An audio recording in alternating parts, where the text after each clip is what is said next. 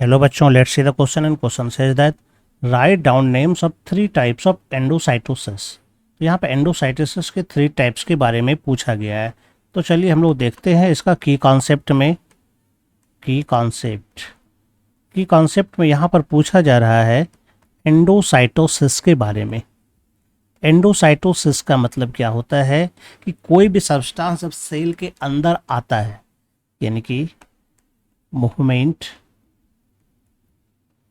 of substance within cell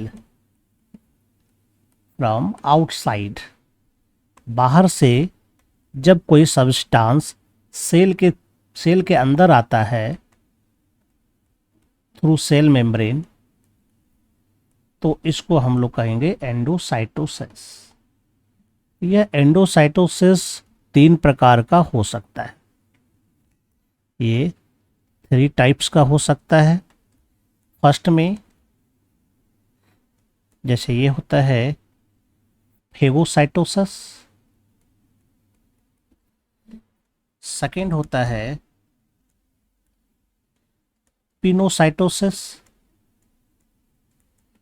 और third होता है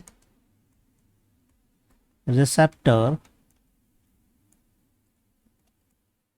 मेडिएटेड एंडोसाइटोसिस। तो ये 3 प्रकार के एंडोसाइटोसिस होते हैं। चलिए जानते हैं इस तीनों के बारे में क्या इसका होता है। जैसे फर्स्ट में है फेगोसाइटोसिस। इसको सेल ईटिंग भी कहा जाता है, क्योंकि यह मेनली जो होता है ठोस रूप में फूड को लेता है ना। इसमें क्या होता है, इनटेक ऑफ सॉलिड फूड। इसमें क्या होता है, मान लेते हैं कि यह एक सेल मेम्ब्रेन है और यहाँ पर कोई फूड का टुकड़ा है।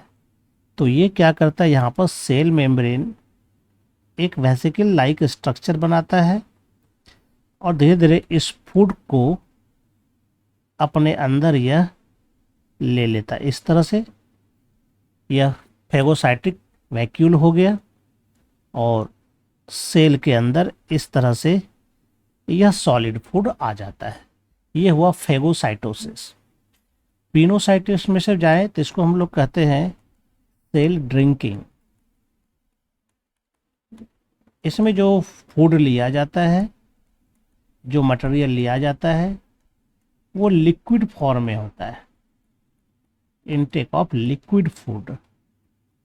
इसका भी तरीका वही होता है। ये सेल मेम्ब्रेन होता है, ये लिक्विड फॉर्म में बाहर में मटेरियल्स रहता है।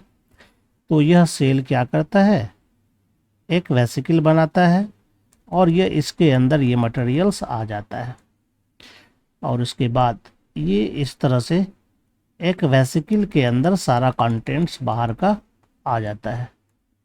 इस तरह से ये सेल ड्रिंकिंग का प्रोसेस होता है। इसको कहते हैं पिनोसाइटोसिस।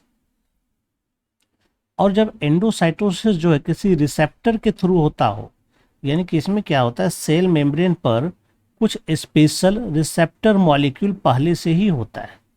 तो इसी रिसेप्टर मॉलिक्यूल से, जैसे मानते हैं यहाँ कोई सब्सटेंस है, इसको जाना है अंदर में, तो इसके लिए सेल मेम्ब्रेन पर ये जो रिसेप्टर मॉलिक्यूल है इसके साथ ये आकर के चिपक जाएगा और उसके बाद क्या होगा, ये मटेरियल्स अंदर आ जाता है।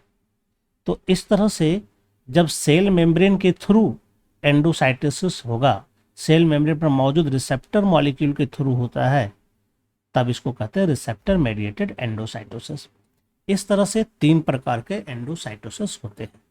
I hope you understand it well and best of luck. Thank you.